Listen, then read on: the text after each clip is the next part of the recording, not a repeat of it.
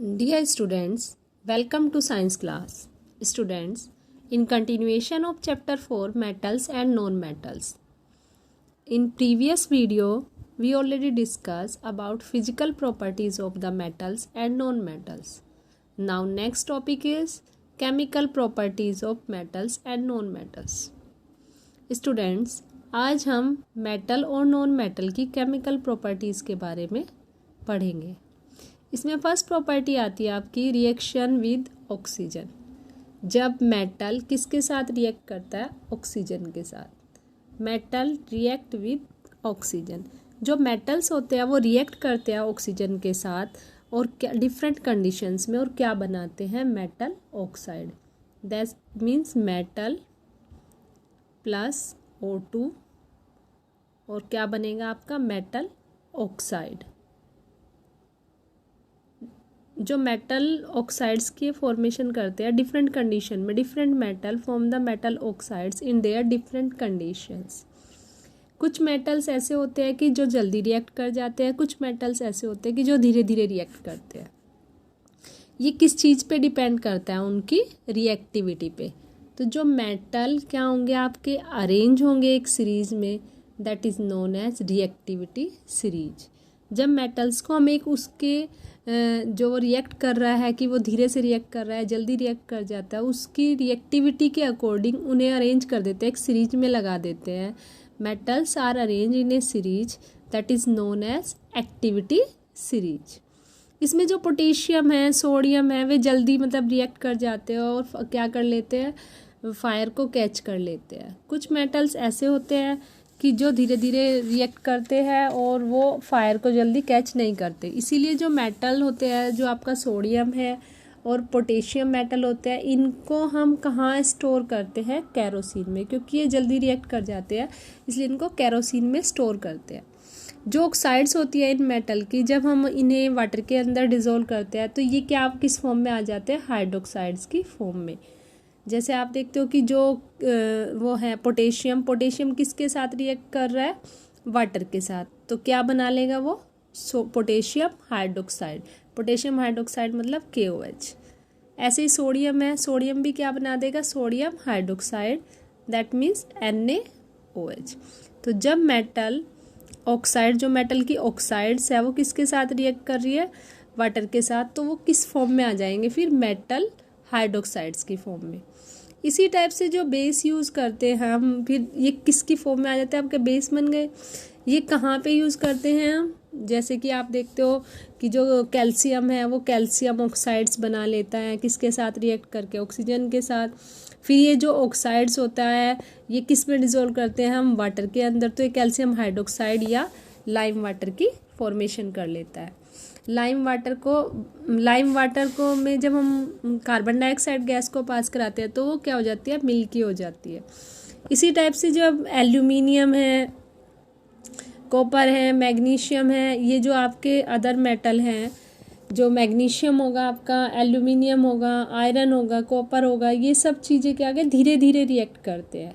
किसके साथ? एयर के साथ। एयर के साथ ही धीरे धीरे रिएक्ट करते हैं, मतलब उसके मॉइस्चर के साथ रिएक्ट कर जाते हैं और एक थिन लेयर बना लेते हैं। किसकी? ऑक्साइड्स की, उसके सरफेस पे। और जब ये एयर के साथ बर्न करते हैं तो जो मैग्नीशियम है वो एक डेजलिंग वाइट लाइट, जो डेजलिंग वाइट लाइट होती है उसे प्रोड्यूस करता है और एक एस की फॉर्म में, मतलब एक वाइट पाउडर की फॉर्म में बन जाता है। तो मैग्नीशियम प्लस ऑक्सीजन क्या बनेगा? Magnesium oxide. Mg plus 2Mg plus O2 क्या बन जाएगा आपका? MgO। तो ये बनेगा आपका मैग्नीशियम ऑक्साइड। तो जब मेटल किसके साथ रिएक्ट कर रहा है? मैग्नीशियम ऑक्सीजन के साथ, तो क्या बना देगा ये? Metal oxide. Metal plus oxygen, ये क्या हमारा मेटल, ये क्या ऑक्सीजन, तो इसने क्या बनाया? Metal oxide. That means magnesium metal है, मैग्नीशियम किसके साथ रिएक्ट कर रहा है? ऑक्सीजन के साथ, तो इसने क्या बना दिया? Magnesium oxide. ये मैग्नीशियम ऑक्साइड क्या होगा आपका? एक मेटल ऑक्साइड होता है। अब इसके बाद नेक्स्ट होता है जो आयरन है। आयरन भी क्या करता है? एक कोटिंग बना लेता है, उसके चारों तरफ एक हाइड्रेटेड ऑक्साइड्स की लेयर बन जाती है, जिसे हम क्या कहते हैं? रस्ट। रस्ट क्या होता है? जो जंग लग जाता है, आयरन में जंग लग जाता है, जो रस्टिंग हो जाती है, उसमें कोरोड हो जाता है, वो धीरे धीरे डैमेज होने लगता है। वो किसकी वजह से? रस्ट की वजह से। जो ऑक्सीजन है और वाटर है दोनों असेंशियल होते हैं किसके लिए? रस्टिंग के लिए। पूछते हैं कि रस्टिंग के लिए क्या क्या कंडीशन चाहिए, तो उसके लिए क्या आपका ऑक्सीजन भी होना चाहिए और वाटर भी होना चाहिए। जब आयरन ऑक्सीजन के साथ रिएक्ट कर रहा है प्लस वाटर, दोनों चीज़ें हैं, ऑक्सीजन भी और वाटर भी, ये क्या बना रहा है? Rust. Fe2O3XH2O, that is the formula of the rust. तो जो रस्ट मतलब बनती हैं और जो ये जितने भी मतलब आपके जो मैग्नीशियम ऑक्साइड्स है ये सब डिजोल्व हो जाते हैं, तो इनकी नेचर कैसी होती है? Basic in nature. ये ऑक्साइड्स बेसिक इन नेचर होती हैं। अब कॉपर वेसल्स है, जो कॉपर की, जैसे आप देखते हो कि जो कॉपर से बने हुए बर्तन होते हैं वो क्या करते हैं? अपने सराउंडिंग्स एक ग्रीनिश कलर की क्या बना लेते हैं? लेयर बना लेते हैं, डिपॉजिट हो जाती है उनकी सरफेस पे। और वो किसका मिक्सचर होता है? उसमें कॉपर हाइड्रोक्साइड और कॉपर कार्बोनेट। तो जब आपका कॉपर किसके साथ रिएक्ट करेगा? ऑक्सीजन के साथ, वाटर के साथ और कार्बन डाइऑक्साइड के साथ, तो ये copper hydroxide plus copper carbonate की फॉर्मेशन कर लेता है। और जब हम इसको स्ट्रॉन्गली हीट कर देते हैं, हाई टेम्परेचर पे गर्म कर देते हैं, तो आयरन जो कॉपर है वो अपनी ऑक्साइड्स में ब्रेक डाउन हो जाता है, वो ऑक्साइड्स में टूट जाता है विदाउट बर्निंग। तो ये क्या हो जाएगा? आपका कॉपर प्लस ऑक्सीजन क्या बन जाएगा? Copper oxide.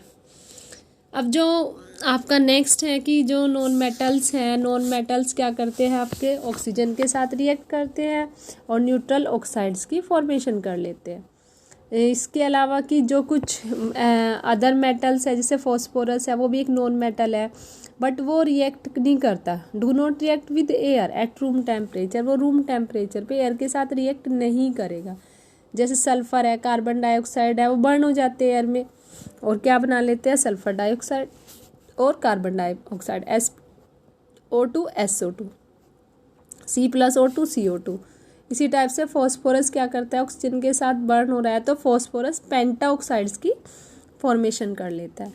अब जो ये ऑक्साइड्स है जो डिजोल्व हो जाती है वाटर में, इनकी नेचर कैसी हो जाती है? एसिडिक। इनकी नेचर है एसिडिक, दैट मीन्स कि जो SO2 प्लस H2O आपका क्या बन जाएगा? H2SO3।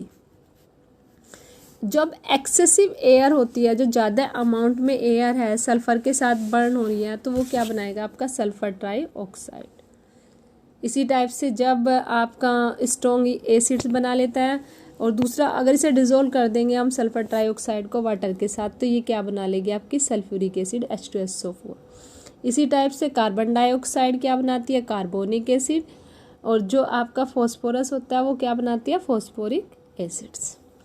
हाइड्रोजन किसके साथ रिएक्ट करता है? नेक्स्ट आपका कि जब हाइड्रोजन रिएक्ट करता है ऑक्सीजन के साथ, तो हाइड्रोजन क्या बना लेता है? वाटर। तो क्या होगा आपका?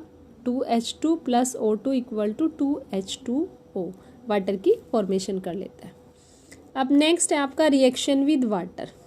जब मेटल वाटर के साथ रिएक्ट करते हैं तो ये जो हाइड्रोजन है जो रिएक्टिविटी सीरीज में है वो डिस्प्लेस कर देता है हाइड्रोजन को, किससे? उसके वाटर से, और क्या बना देता है? उसकी ऑक्साइड्स और हाइड्रोक्साइड्स की फॉर्म में। और देन इसमें कुछ मेटल्स ऐसे होते हैं जैसे सोडियम है, पोटेशियम है, कैल्शियम है, वे रिएक्ट कर जाते हैं कोल्ड वाटर के साथ। और जैसे कि जो रिएक्शन है सोडियम की और पोटेशियम की, वो मतलब मेटल्स जैसे वो इजीली क्या करते हैं? फायर कैच कर लेते हैं। सोडियम और पोटेशियम मतलब मोस्ट रिएक्टिव मेटल होने की वजह से जल्दी क्या करते हैं? फायर को कैच कर जाते हैं। इसके लिए बच्चों आपको ये रिएक्टिविटी सीरीज समझनी पड़ेगी जो मैंने बताई थी अभी, रिएक्टिविटी सीरीज आप लोग को, कि इसमें देखो जो सबसे ऊपर है पोटेशियम है, that is most reactive metal. Second number पे सोडियम है, ये इससे कम रिएक्टिव है। फिर कैल्शियम है, इससे और भी कम। तो सबसे ज़्यादा पोटेशियम है हाई रिएक्टिव और सबसे कम रिएक्टिव है गोल्ड। ये रिएक्टिविटी सीरीज आपके डिक्रीजिंग ऑर्डर में है, मतलब घटते हुए ऑर्डर में है। इसमें नंबर 1 पे जो पोटेशियम है वो मोस्ट हाईली रिएक्टिव मेटल है और जो गोल्ड है वो लीस्ट रिएक्टिव मेटल है और बीच में आपके मिडिल रिएक्टिव मेटल्स आ जाएंगे। तो ये जो रिएक्टिविटी सीरीज है, इस रिएक्टिविटी सीरीज के बिहाफ पे हम क्या करते हैं? मेटल जो है वो डिस्प्लेस होते हैं मतलब more reactive metal displace by the less reactive metal, वो इस रिएक्टिविटी सीरीज के अकॉर्डिंग ही डिस्प्लेस होते हैं। अब इसमें आपने ये एक्टिविटी है एक, जिसमें क्या देख रहे हैं कि जो रिएक्शन हो रही है किसके साथ, सोडियम के और वाटर के साथ, सोडियम वाटर के साथ रिएक्ट कर रहा है। तो इसमें जो सोडियम है वाटर के साथ रिएक्ट करता है तो sodium hydroxide plus hydrogen gas liberate करता है। इसी टाइप से जो पोटेशियम होता है वो वाटर की सरफेस पे मतलब फ्लोट करता रहता है, तैरता रहता है। और जो मतलब हाइड्रोजन गैस की प्रोडक्शन होता है, इसमें जो हाइड्रोजन गैस बनती है वो पॉप साउंड के साथ बनेगी। जो हाइड्रोजन गैस रिलीज होती है वो पॉप साउंड के साथ रिलीज होती है। ऐसी कैल्शियम है, कैल्शियम वाटर के साथ रिएक्ट करके क्या बना रहा है, ये धीरे से मतलब कम रिएक्ट करता है वाटर के साथ, और ये भी कैल्शियम हाइड्रोक्साइड और हाइड्रोजन की फॉर्मेशन करता है। मैग्नीशियम कोल्ड वाटर के साथ रिएक्ट नहीं करता, ये बॉयल वाटर और स्टीम के साथ रिएक्ट करता है। अदरवाइज क्या होगा, जो मेटल फ्लोट करते रहते हैं किसकी सरफेस पे, वाटर की, और उसमें फॉर्मेशन किसकी हो जाती है, हाइड्रोजन गैस की। तो मैग्नीशियम, एल्यूमिनियम और जिंक तीनों ही मेटल अपनी ऑक्साइड्स बनाते हैं किसके साथ रिएक्ट करके, स्टीम के साथ। जो मेटल की मतलब जो वाटर की स्टीम होती है उसके साथ रिएक्ट करते हैं। दैट मीन्स कि कुछ नॉन मेटल्स है जो जनरली रिएक्ट नहीं करते वाटर के साथ, जैसे क्लोरीन है, कार्बन है, ये वाटर के साथ रिएक्ट नहीं करते। और फॉस्फोरस क्या होता है, वो जल्दी ही फायर को कैच कर लेता है, इसीलिए जब वो एयर के मतलब एक्सपोज हो जाता है तो वो अनरिएक्टिव है, किसके लिए, वाटर के लिए। और इसीलिए हम फॉस्फोरस को वाटर में स्टोर करते हैं, क्योंकि जब वो एयर के कॉन्टैक्ट में आएगा तो फायर को कैच कर लेगा। अनरिएक्टिव है वो किसके लिए, वाटर के लिए, तो वाटर में उसको स्टोर करके रखेंगे। नेक्स्ट आता है आपका रिएक्शन विद एसिड्स। अब मेटल्स की जो रिएक्शन है किसके साथ है, एसिड्स के साथ। जब मेटल एसिड्स के साथ रिएक्ट करता है तो मेटल अपना जैसे डाइल्यूट हाइड्रोक्लोरिक एसिड होता है, सल्फ्यूरिक एसिड है या डाइल्यूट हाइड्रोक्लोरिक एसिड है, तो वो metal salt plus hydrogen gas liberate करता है। जब भी मेटल क्या करेगा, एसिड्स के साथ रिएक्ट करता है तो मेटल प्लस एसिड क्या बनेगा आपका, मेटल साल्ट। क्या बनाता है, metal salt plus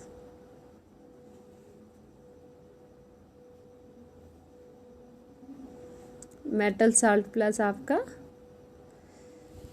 hydrogen gas. तो मेटल जब एसिड के साथ रिएक्ट करेगा तो metal salt plus hydrogen gas की फॉर्मेशन कर लेता है।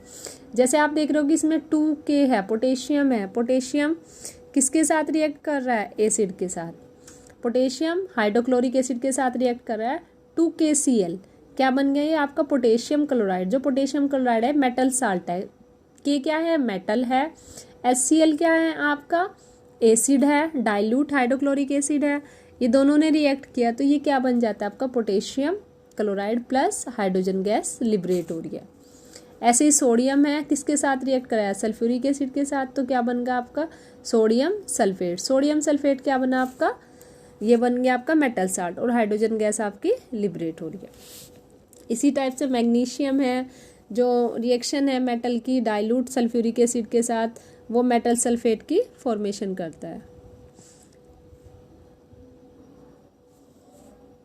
मेटल आपका जो मैग्नीशियम है, मैग्नीशियम सल्फेट बनाएगा और हाइड्रोजन गैस। इसी टाइप से ZnSO4 plus hydrogen gas.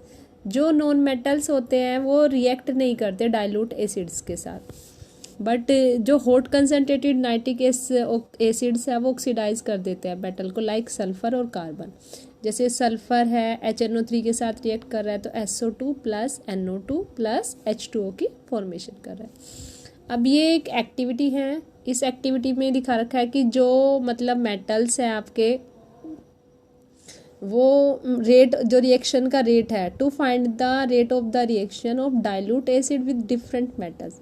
Different metals में हम डाइल्यूट एसिड्स का रेट देखते हैं कि वो कैसे रिएक्ट करता है। तो इसमें जो मतलब गैस बनती है, हाइड्रोजन गैस बनती है, वो बबल्स की फॉर्म में बनती है, उसमें बबल्स बनते हैं। और इसमें वो किसकी पे डिपेंड करेगी, उसकी रिएक्टिविटी सीरीज।